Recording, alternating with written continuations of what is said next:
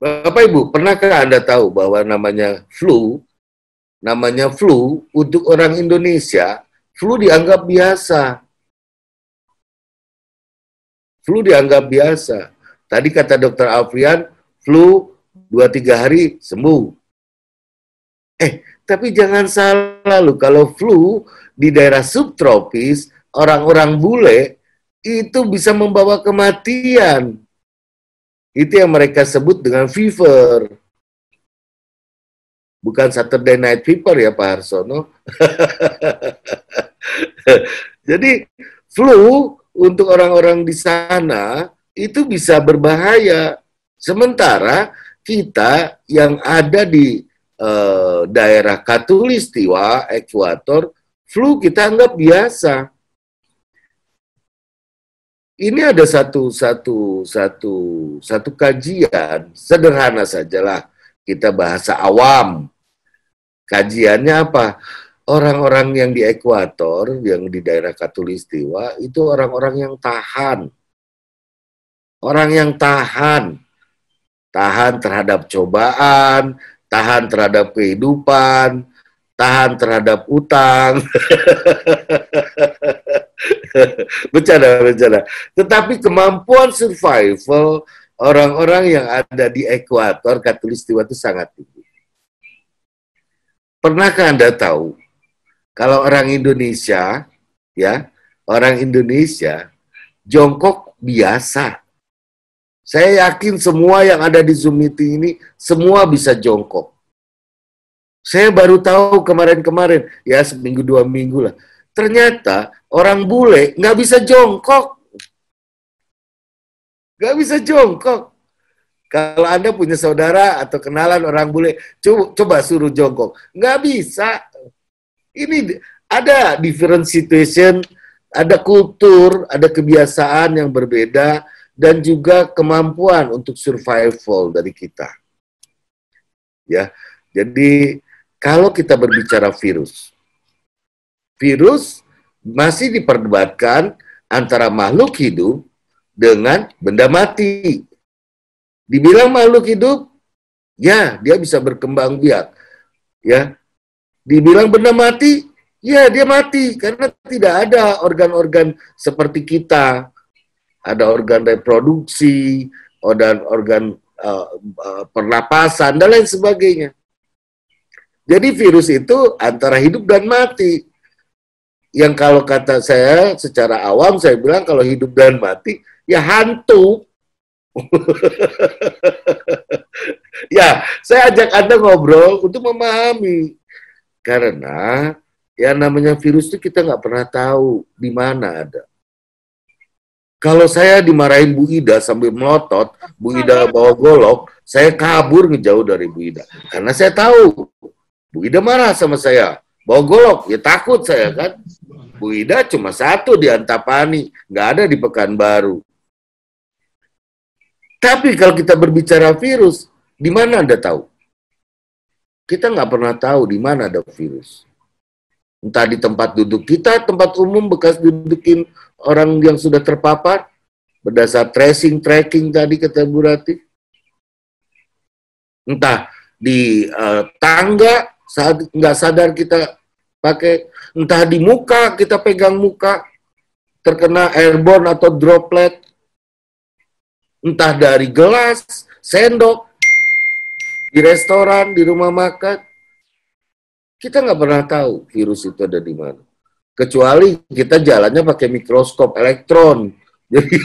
Jadi mau duduk kita lihat dulu tuh mikroskop tuh. Ada virus apa enggak gitu kan.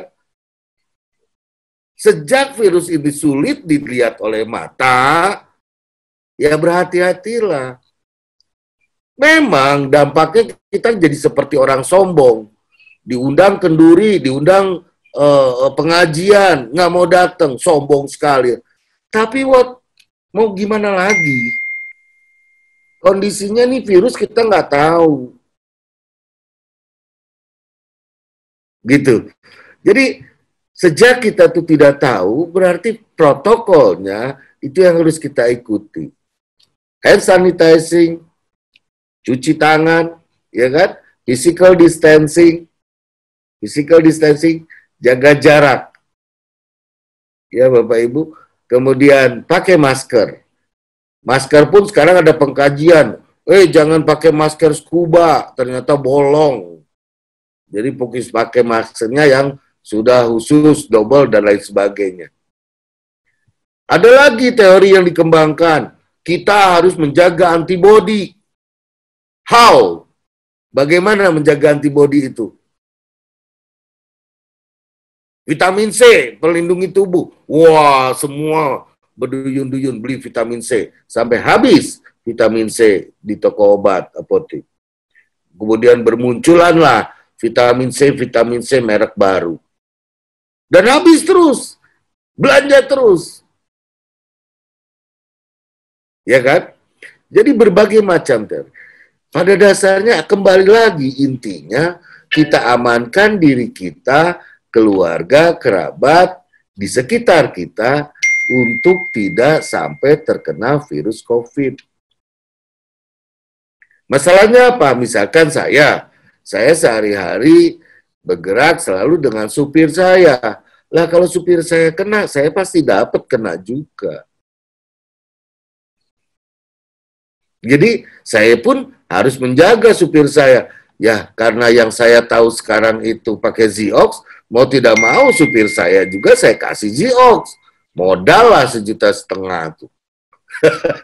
Tapi apa boleh buat? Untung uangnya dikasih Bu Ida. Oke, Bapak Ibu, saya ada cerita. Seorang, saya tidak sebutkan namanya karena saya belum minta izin untuk dibuatkan testimoni. Seorang kepala dinas di sini, beliau itu kawan baik saya. Kami sama-sama dari IPB Bogor, jadi sedikit banyak tahulah mengenai biologi. Lalu kira-kira beberapa bulan yang lalu saya perkenalkan Ziox. Sebagai kawan, sahabat akrab, beliau mendengarkan apa yang saya sampaikan. Ya, untuk menggunakan Ziox 4 minimal sampai 6 keping. Ya, mohon maaf bagi kami untuk itu jauh lebih penting daripada nilai sebuah uang. Karena kami membutuhkan untuk kekebalan terhadap serangan virus. Apa yang terjadi? Beliau, ya seorang pejabat tinggi di sini, nurut pakai. Istrinya tidak pakai. Hal yang menarik, minggu lalu kena istrinya. Suami istri ini sangat harmonis, tidur pun masih satu ranjang. Namanya suami istri, kita tahu deh ya, Bu Ida ya, suami istri kalau diranjang ngapain ya? Lah delalah, istrinya terpapar, kawan saya, suaminya itu tidak. Di swab, negatif. Hari kedua, hari ketiga saya lupa, anak buahnya positif lagi. Beliau tegang lagi, kena tracking lagi, tracing lagi, di swab lagi. 2 hari kemudian itu di swab lagi. Negatif juga. Padahal anak buahnya selalu dengan beliau, sering makan siang bersama, melayani beliau, dan lain sebagainya. Positif. Jadi ini merupakan, anggaplah, testimoni awam saja. Testimoni awam bermanfaat untuk kita. Ya, kita yang mau sehat, kita ikhtiar, apa yang ada, yang kita ketahui, ya itulah kita amalkan. Kita gunakan. Kalau yang bagi yang tidak mau tahu, tidak percaya, ya terserah, itu merupakan haknya, kita tidak bisa memaksakan. Ya kan? Saya ingat cerita itu, seorang bapak, saya tidak begitu banyak tayangan hari ini karena waktunya juga sempit, tetapi filosofinya paling tidak mudah-mudahan bisa menginspirasi Anda. Saya teringat cerita seorang ayah, anak, dan seekor unta. menghadapi pendapat masyarakat, pendapat orang-orang, pendapat opini publik. Saat si bapaknya diunta, anaknya menuntun onta di bawah, bapaknya naik di atas. Apa kata mereka? Pendapatnya, aduh itu bapak enak-enakan di atas, anaknya nuntun unta. Oh, kedengeran sama bapaknya. Bapaknya turun, anaknya disuruh naik ke atas. Jadi anaknya di atas unta, bapaknya nuntun unta. Apa pendapat masyarakat lagi? Opini publik, saya bilang. Waduh itu anak kurang ajar. Masa bapaknya naik, bapaknya nuntun unta jalan kaki, anaknya enak-enakan di atas unta. Kedengeran lagi sama anaknya. Akhirnya anaknya itu turun dari unta. Ya, jalan kaki dua-duanya. Si bapak sama si anak ini jalan kaki, untanya dituntun. Masih juga ada pendapat lagi. Waduh, itu anak sama bapak sama begonya. Ada unta nggak dinaikin. Nah, lu salah terus. Kedengeran lagi sama si bapak anak itu, naik dua-duanya ke unta. Masih juga pendapatnya lagi. Aduh, tidak berperi kebinatangan katanya.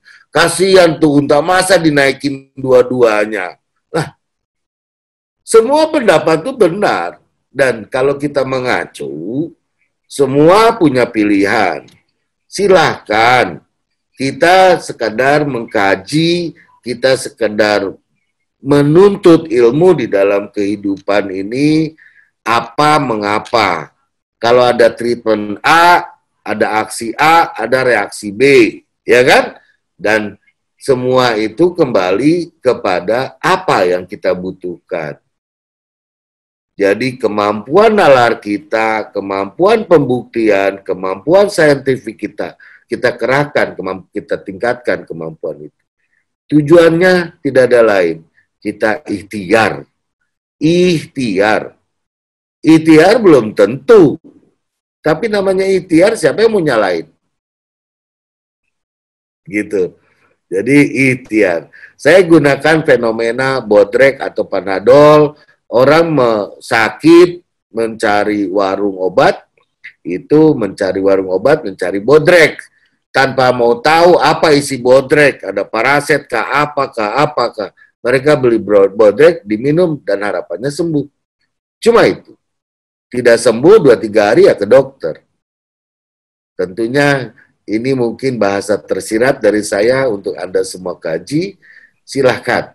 Semua tentunya di dalam kehidupan ini selalu ada pilihan. Maksudnya dari adanya open mind, the big picture ini, paling tidak kita belajar sama-sama untuk memahami di dalam kehidupan ini. Kalau sudah tahu arahnya, tentunya tidak ada keputusan yang salah.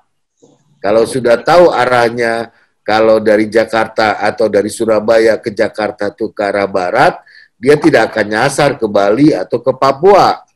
Arahnya ke timur kalau itu. Ke barat ya ke Jakarta itu ke barat kalau dari Surabaya. Jadi kalau sudah tahu arahnya ke barat, tinggal orang pilih. Mau naik pesawat terbang, naik kereta api, naik bus, naik truk, jalan kaki, naik sepeda, naik motor. Terserah. Tapi arahnya ke Jakarta itu ke barat. Begitu juga kita di dalam mengantisipasi sebuah fenomena, terserah, ya Bu Ida, emangnya gue pikirin, terserah, kaji saja. Mungkin itu dari saya, Pak Had, Bapak Ibu, mohon maaf jika ada kata-kata saya yang tidak berkenan.